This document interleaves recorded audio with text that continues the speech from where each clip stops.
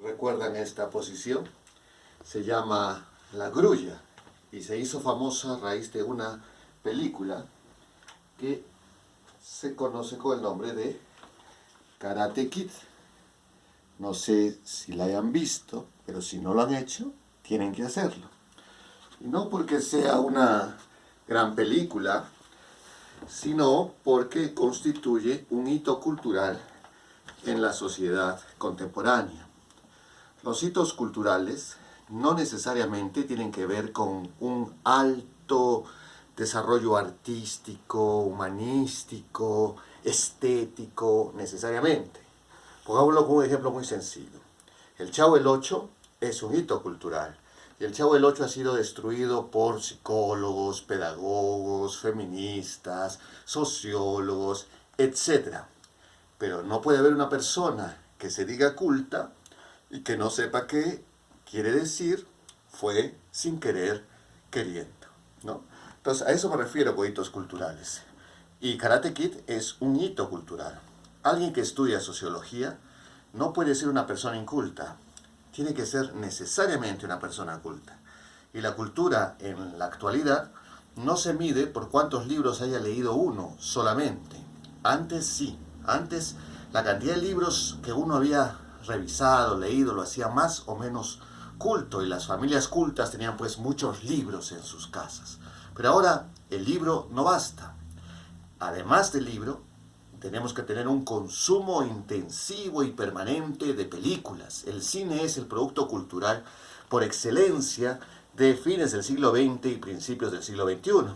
Pero últimamente ha empezado a ser reemplazado por los videojuegos, de manera tal que los videojuegos también son un elemento fundamental para la formación de la cultura en esta época. La música, ¿no?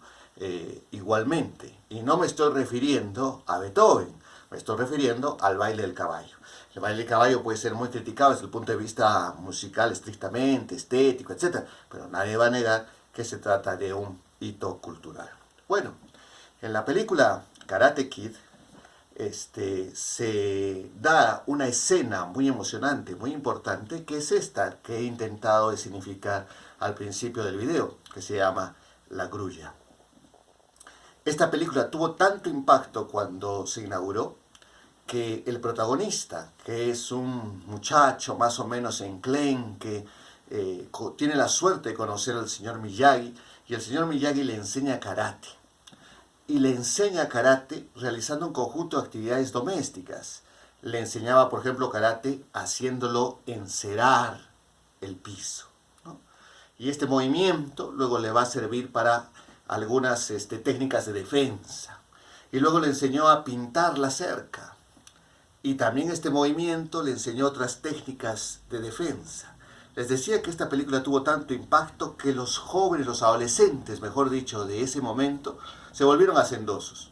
Y de pronto les decían a su mamá, mamá, hoy encero yo. Y la mamá no podía creerlo. Ese joven, ese muchacho que nunca quería hacer nada en la casa, ahora se ofrecía voluntario para encerar. Mamá, ¿no deberíamos ya pintar la casa de nuevo? Porque creía que pintando y encerando se iba a volver un karateca. Y entonces repasaban la película, con sus amigos recordaban los movimientos de este personaje y ya se sentían karatecas. En aquella época también la violencia era una constante, estaba institucionalizada y los problemas en el colegio, por ejemplo, se resolvían a golpes. A veces ni siquiera había algún problema que resolver a golpes, era simplemente el demostrar que uno podía pegarle al otro, que uno era el pegalón y el otro, lamentablemente, el que no podía defenderse frente al pegalón. Y entonces a la salida del colegio salía un grupo grande de jóvenes, se armaban una ronda y al medio se agarraban a puñetes dos de los estudiantes. Bueno, cuando la pelea se ponía intensa, uno de ellos hacía la grulla. Y creía que haciendo la grulla, tal como ocurre en la película, iba a vencer a su oponente. El mercado, que siempre está listo y atento a este tipo de cosas, abrió una serie de academias de artes marciales en Arequipa. Y entonces los jóvenes, los adolescentes emocionados por Karate Kid, fueron a la academia. Pero ahí hubo un gran problema. Tenían enormes dificultades para aprender lo que el profesor les enseñaba. ¿Por qué? Porque ellos creían que ya sabían. Ellos creían que viendo Karate Kid una y otra vez se volvían karatecas. Pero obviamente no es así.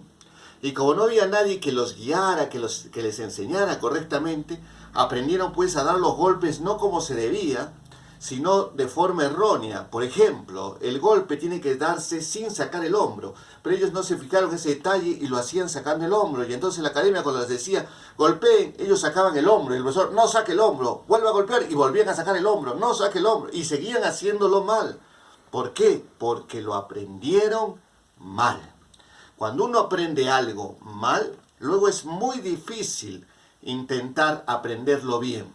Pero ¿quiénes no tenían dificultades en la academia? Los que no se entusiasmaron con la película, los que no quisieron aprender karate viendo una película. Como ellos no sabían cómo había que golpear, se fijaban en cómo el profesor les decía que había que hacerlo y entonces lo hacían correctamente. ¿A qué viene todo este cuento de Karate Kid en el curso de marxismo? Pues porque en marxismo ocurre exactamente lo mismo.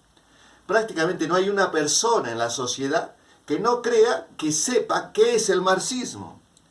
Pero lo cierto es que no tiene la más mínima idea de qué trata esta teoría fascinante que empezó Carlos Marx y Federico Engels y que luego le siguieron muchos otros intelectuales de gran renombre. Sobre esto, el siguiente video.